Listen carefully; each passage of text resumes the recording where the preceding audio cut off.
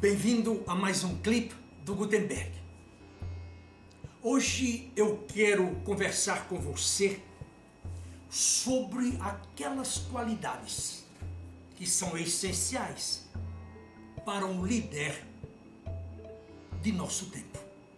Ontem eu passei a manhã inteira conversando com um amigo e cliente, ex-vice-presidente da Dow Chemical Company, o Hildo Pedro Mangardi. Estávamos discutindo sobre a crise de liderança que assola o país e as suas instituições. E naquela ocasião eu me referi a um presidente que está em transição de carreira também aqui na Gutenberg Consultores. Que lhe perguntei: quem é hoje no país o líder que você respeita? Ele disse: Gutenberg, eu já sou um executivo experiente. Dirijo uma empresa há vários anos. Já comandei grande número de colaboradores. Mas eu tenho de confessar para você, hoje eu não vejo no cenário nacional nenhum homem que possa liderar o país, principalmente no seio da classe política. Uma classe política corrupta, devassa, patrimonialista, e que em vez de servir a nação, eles servem a si próprios e às suas famílias apenas. Consequentemente, este não é um problema que aflige apenas o Brasil. Ontem mesmo eu assisti o debate do Partido Republicano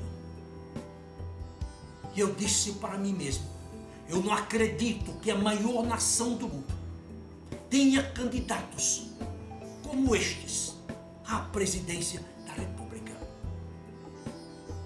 Mas vamos deixar os Estados Unidos e vamos nos concentrar no Brasil. Como gosto muito de ler e estudar, como vocês sabem, algumas vezes me vem à mente o século XX, o início do século XX. Quando a nação americana crescia e ela subitamente foi vitimizada pela Grande Depressão de 1929. Quando a depressão passou, não havia na América homens capazes de produzir uma nova realização. Não havia líderes, não havia pessoas à altura dos grandes desafios. Imediatamente me reportei ao Brasil e disse: essa mesma realidade se repete hoje no Brasil. Então, diante desta realidade, começamos a confabular sobre que características, que qualidades deve ter um líder para o nosso tempo.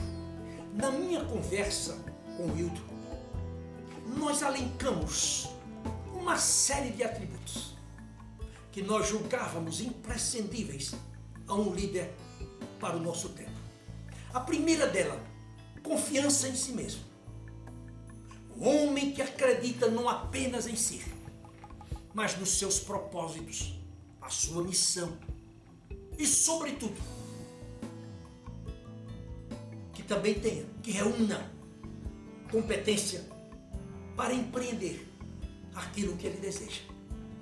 E acrescentei para ele: Hildo, este homem não pode se comportar como Moisés, que quando Deus o convocou para que cuidasse da liberdade dos judeus, tirando-os da escravidão no Egito, ele disse: Senhor, quem sou eu para enfrentar o faraó?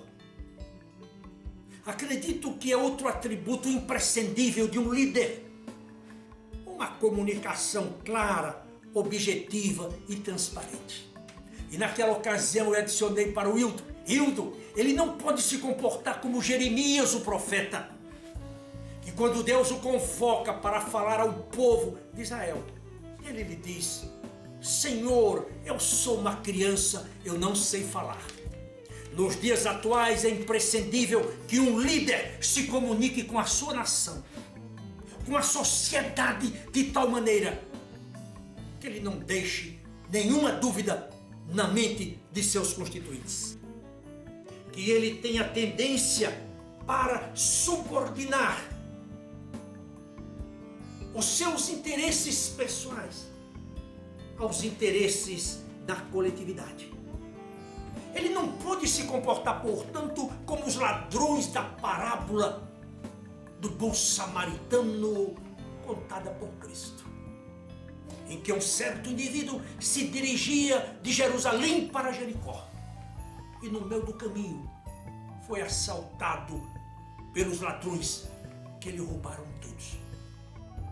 Quando eu penso neste quesito, eu me lembro também no sermão do Padre Vieira, o sermão do bom ladrão, em que ele dizia que aqueles que mais merecidamente deveriam receber o nome de ladrão eram aqueles que governavam as cidades, as províncias, o estado e o país. E me parece que esta é a realidade do Brasil. Um outro ponto também de relevância. Ele precisa ter aderência profunda aos princípios éticos, a uma conduta e uma conduta exemplar para a nação. Ele não pode se comportar como alguns de nossos empresários que estão na prisão. Alguns políticos também que estão na prisão. E executivos de colarinho branco. Ele precisa ser diferente, porque ele deve ser um exemplo. Mas mais do que isso, ele deve ser um farol a guiar a nação para um mundo um pouco melhor. Eu tenho em mãos um artigo que talvez você tenha lido. Este artigo foi escrito pelo jornalista Roberto Pompeu de Toledo. E ele tem como seu tema, ou como título, Inveja de Obama. Veja o que ele escreveu, retratando as palavras de um jornalista republicano em matéria de um grande jornal norte-americano. Ele diz o seguinte: a primeira característica de Obama é a integridade. Ele comanda um governo livre de escândalos. O presidente e a sua mulher Michelle não apenas demonstraram superior integridade eles próprios, como atraíram e nomearam assessores com altos padrões pessoais. 2. Senso de humanidade. 3. Clareza no processo decisório. Aqui nós temos visto o contrário. Um governo se cercar de ladrões, de corruptos, de corruptores, para roubar a sociedade, para destruir a saúde, para destruir transportes, para liquidar a segurança, entre outras questões. Eu não vou calar. São ladrões, ladrões e ladrões que roubam este país. E todos eles, ou talvez o seu líder maior diz, que entre todos os brasileiros não existe ninguém que tenha a alma mais limpa no país. Ele, na verdade, o grande tubarão branco, que a Polícia Federal e a Justiça, muito em breve, poderá abraçá-lo e levá-lo para a prisão. E por último, em função de nosso tempo, eu quero dizer que este líder precisa ter iniciativa e firmeza de propósito, a fim de concluir os seus trabalhos ou projetos. Como você sabe, apenas 20% das obras do PAC foram concluídas. E o resto? O resto, a roubalheira levou. A roubalheira levou.